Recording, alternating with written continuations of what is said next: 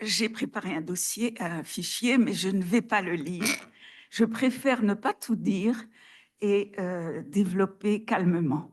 Alors, mon sujet, parce qu'il n'est peut-être pas sur le programme ancien, sémantique idéologique et récits nationaux.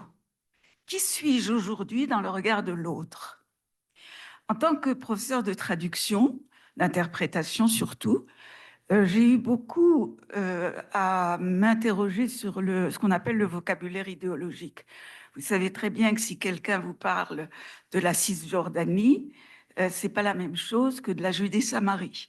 Si vous parle de l'esplanade des mosquées, c'est pas la même chose que le mont du Temple. Al-Quds ne représente pas Jérusalem, c'est-à-dire que chaque mot est envahi de connotations culturelles et religieuses, linguistiques aussi, parce qu'il y a des évolutions des mots au fil du temps. Et donc, j'avais l'habitude, avec mes étudiants, de beaucoup travailler sur le vocabulaire idéologique, puisque l'interprète, au moment où il traduit, où il interprète, doit faire passer la personnalité de l'orateur. Et si l'orateur emploie tel mot, eh bien, il faut que l'auditeur entendre ce qu'il a dit et non pas une transposition par un doublon acceptable qui serait plus acceptable pour l'interprète. L'interprète est transparent et donc il faut faire entendre la parole de l'autre. Alors, tout cela a commencé à évoluer dans ma tête avec le 7 octobre. Parce que ce que nous appelons la guerre du 7 octobre, je ne veux même pas envisager l'adoption d'un autre terme, euh, le Hamas l'a appelé le déluge d'El-Aqsa. Ça ne peut pas être innocent. Le nom qu'il a donné à cette invasion du sud d'Israël, avec l'intention d'avancer, c'était d'aller à la défense d'El-Aqsa.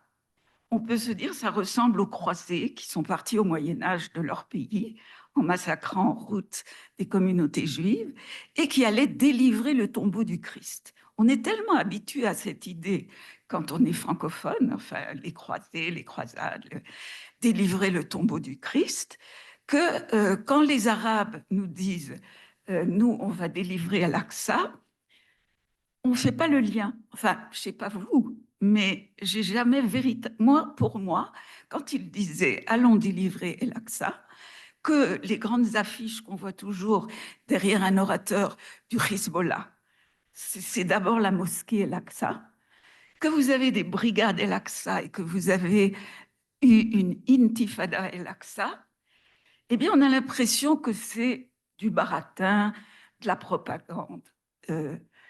Si vous voulez, je ne sais pas vous, mais moi, je ne le prenais pas très au sérieux. Pour moi, ça faisait partie de ces déclarations d'intention, mais je n'essayais pas de regarder ce qui était dans la tête de l'autre. C'est pourquoi j'ai intitulé mon exposé « Qui suis-je dans le regard de l'autre » Jusqu'à présent, je me posais la question, en cherchant les mots justes, de ce que je dois trouver comme terme qui est compatible sur le plan de la civilisation ou de la religion, etc. Mais maintenant, je me dis, ça va quand même plus loin. Et je me rends compte que depuis le 7 octobre, on parle énormément de narrative. Quel est le narratif arabe? Quel est le narratif israélien, etc. C'est un terme qu'on emploie en anglais et en hébreu, narrative.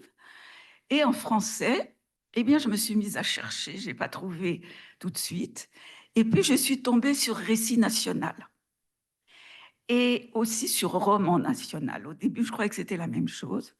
En fait, le récit national a été presque imposé au XIXe siècle et déjà pensé au XVIIIe, après la Révolution, comme une façon une pédagogie d'abord. C'est d'abord destiné aux petits-enfants des écoles, ce que fait exactement le Hamas. On commence à l'école à enseigner les valeurs de la patrie, la patrie pour le Hamas, c'est la Palestine. Alors la Palestine est à la fois un territoire, une province, et aujourd'hui la revendication d'une identité qui appartiendrait à un peuple et un territoire. Mais si on veut que l'enfant aime son pays, puisqu'il s'agit de développer l'amour des valeurs, mais aussi du pays, de ses paysages, de ses écrivains, de ses héros dans le passé, eh bien, il faut enseigner aux enfants une histoire qui est finalement, je ne dirais pas imaginaire, mais disons au sens psychanalytique, l'imaginaire et le réel. Et quand vous dites l'imaginaire, ben, vous le prenez au sérieux, c'est l'imaginaire qui est dans la tête de l'autre. Et je me suis posé la question, quels sont les narratifs, donc les récits nationaux. Je ne rentre pas dans le débat avec roman national, puisque roman, c'est quelque chose de complètement inventé, et récit national, c'est quelque chose qui peut être absolument historique ou un petit peu fictionnel. Il y a de l'imaginaire dans le récit national. Mais j'ai essayé de réfléchir, comme je ne pourrais certainement pas tout aborder. Je me dis, moi qui viens de France, je sais qu'en France, il y a le récit de la collaboration de Vichy, qui fait que la Shoah est inacceptable et que donc, dans les premières années, il y a eu beaucoup d'affection pour les rescapés et puis l'interdiction d'utiliser des termes antisémites. Mais j'appartiens aussi à un pays qui a, et ça a été développé beaucoup plus tard, développé l'esclavage dans ses colonies. Un pays esclavagiste. Et c'est un pays aussi impérialiste avec des colonies. Donc, dans l'esprit français, dès qu'on parle de colons, de colonies, qui sont les termes employés, dès qu'on parle de territoires occupés, et quand on parle d'opprimer des minorités à cause de leur couleur de peau, de leur foi, de leur genre, les Français sautent en l'air. Parce que leur récit national a créé des culpabilités et aussi des volontés de s'en sortir. Et qu'aujourd'hui, quand ils parlent d'Israël, eh bien, ils disent, nous, on a bien fait le pas, on est bien devenus amis avec les Allemands, vous n'avez qu'à faire la même chose. Et on assiste donc, c'est seulement le récit national français, hein. Je voudrais bien arriver au récit national arabe. On a fait la constatation avec la guerre du 7 octobre que du côté arabe, eh bien, il y a une inversion des phénomènes. Ce sont eux les victimes, ce sont eux les opprimés, ce sont eux les victimes de génocide. Et le bourreau, c'est justement le peuple le plus fort de la région, qui a des intentions, qui est impérialiste, qui exploite, qui est raciste vis-à-vis des Arabes et des musulmans. Bon, je ne peux pas rentrer dans le détail, mais vous comprenez quel est ce récit. Et j'ai essayé de prendre au sérieux le récit national arabe. Combien de temps? Je n'ai pas regardé. Bon. Et je me suis rendu compte que si je le prenais au sérieux, eh bien, il fallait que je comprenne ce qu'on leur enseignait tout petit. Et une des choses qu'on leur enseigne, c'est justement que Abraham est leur ancêtre, il était l'aîné, le jeune, le cadet, a usurpé son héritage. D'ailleurs, le thème de Ésaü et Jacob est souvent évoqué pour montrer l'usurpation d'identité par les Juifs. Et eux, ils sont convaincus d'être beaucoup plus anciens que les Juifs. Parce qu'ils disent, les Juifs n'avaient pas encore reçu la Torah, il n'y avait pas eu Moïse, il n'y avait pas eu des prophètes et tout. Abraham, c'était un être humain qui était notre ancêtre, le père d'Ismaël. Et donc, la parole divine s'étant adressée à Abraham, elle s'est ensuite adressée à d'autres prophètes, dont Jésus, puisqu'ils ont également accaparé des personnages des évangiles, bien sûr Jésus, mais aussi de l'Ancien Testament, Jacob, Joseph, Bon, Abraham, c'est une évidence. Et donc, pour eux, tous ces personnages leur appartiennent. C'est dans le Coran. Or, qui a révélé le Coran? C'est l'ange Gabriel. 2 minutes ou pas? 1 et demie.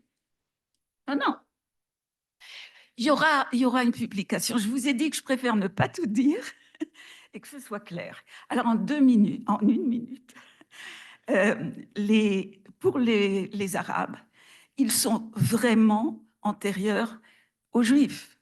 Et ils enseignent cela aux enfants. Il y a une deuxième phase beaucoup plus tard avec les frères musulmans, le djihadisme, c'est-à-dire qui reprend au sérieux l'injonction du djihad dans le Coran pour dire c'est à notre génération qu'il appartient maintenant de faire le djihad pour libérer, délivrer les terres qui étaient musulmanes et qui ont été occupées. Mais ça, c'est pas seulement pour les Juifs, c'est pourquoi certains attirent l'attention de l'Occident sur le fait que les musulmans étaient arrivés jusqu'à Poitiers et que la France doit se méfier. Mais nous sommes le premier sur la liste. Et nous avons eu le tort, comme pour les chrétiens, je sais, de ne pas reconnaître que la parole divine avait été adressée directement à leur prophète qui devient l'initiateur de leur religion. Donc, ils nous en veulent à mort, d'abord d'occuper des territoires musulmans, et deuxièmement, de n'avoir pas reçu la parole de Mahomet. Bon, je suis obligée de m'arrêter, mais je pense que l'idée principale est passée, c'est-à-dire que si on essaye de prendre au sérieux ce qui est dans la tête de l'autre, on se rend compte que ce n'est pas uniquement de la propagande ou des fake news. Je pense qu'ils le croient, pour beaucoup, ils croient sincèrement tout ce qu'ils affirment.